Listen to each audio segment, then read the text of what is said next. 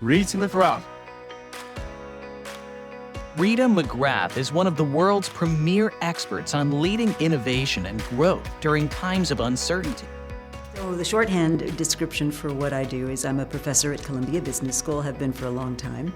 But in other parts of my life, I advise companies, I write books and articles, I do research, and I work with organizations to try to help them really simplify and demystify this whole area of strategy, innovation, and digital transformation. That's what's kept me pretty busy for the last few years. We are now seeing very clearly that bureaucracy has its limits, hierarchy has its limits, and so we're kind of looking for what comes next. So I love this quote from Bill Anderson, who is the CEO of Bayer. He said, there was a time for hierarchical command and control organizations, the 19th century, to be precise, when workers were illiterate, information traveled at a snail's pace, and strict adherence to rules offered the competitive advantage of reliability. Today, the opposite is true. So what kind of organizations do we see today that are different, that are not machine bureaucracies, that are not tall hierarchies?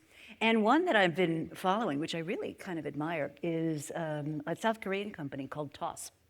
So this company was founded by a gentleman named S.G. Lee, who had trained as a dentist. But he kind of had this entrepreneurial itch, started a whole bunch of companies, and the one that actually broke through was this company, TOS. He had this idea about how he would manage this company, and it's formed around a concept that he calls the directly responsible individual. And the unit of performance are small teams and groups who are given resources, or given access to resources, to pursue things that would not be really possible in a conventional bureaucracy. Now, TOS is, again, not an easy place to work. You don't kind of come in and chill for the day. You're really at the cutting edge of creating innovations. And I think that's an interesting thing for us to think about. Human energy, human perseverance. I think places like this, though, are much more engaging and exciting than places where you're sort of being put into a box and micromanaged. Are we thoughtful and intentional about loose versus tight coupling? Now, that's a term from computer science. Tightly coupled situations are sometimes very useful, but they tend to be most useful in situations that do not change a lot. Because if you've got a tightly coupled system, an issue in one part of the system has a ripple effect on everything else. So if you think about electricity grids, they're sort of built with breakers. What are the breakers there for? In your home, you've got breakers, right? They make sure that a problem in one part of your system does not flow over and affect everything else. The trouble with a lot of large bureaucratic hierarchies is that we've forgotten this basic message. And so we tightly couple a lot of things. So before you can make a change to a website or shift, a bit of marketing material, you've now got to go to 15 different sister organizations whose work is somehow interdependent with yours. And it slows things down. It's a source of enormous frustration. Those of you who've been in, one or more meeting that you thought was a complete waste of time, you are experiencing the negative consequences of this. And I think an interesting way of looking at it is, how many people do you have to coordinate with? How many dependencies have you built in? Amazon is very famous for saying no team should be better than can be fed on 2 pizzas. And the reason why are these communication links. If you've got only 3 people you have to deal with, it's 3 links. If you've got 6 members, it's more links. And by the time you get up to 50 people, you somehow get brought to create consensus and bring into your world. It's an almost unmanageable 1,225 links. And so I think when you're thinking of organizational design, give a lot of thought to where are you creating dependencies.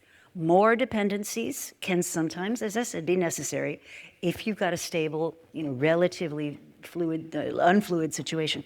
By the time you add a lot of dynamism, those dependencies will come out and kill you. So give some thought to that. Are we making room for emergence and self-organizing innovation? And you saw that at TOS, right? I can get resources to start a second YouTube channel. I can form a team that's going to decide they want to come into the office, whatever the Korean government says. I can do things that allow me to make decisions as close to the edges as possible. The unit of value creation becomes small teams or even individuals. And if that's true, and I think it's worth thinking about, then the power of being a megalithic corporation begins to fade. And instead what you could conceive of is constellations of value-creating small firms that work together in ecosystems. The having to go to multiple places to get a thing accomplished, and I don't think, governments don't tend to take an outcome-back view when they're designed. So, if you want to build a plant, you've got one group of agencies to go to for one set of things and another group for another and another.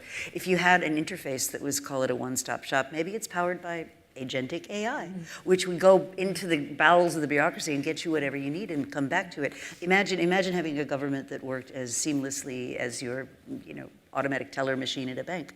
And behind the scenes, there's probably 15 different systems that interact, but they don't expose you to it. Whereas with most business interactions with government, you're directly exposed to all the complexity of the system. And I think that's where I would start.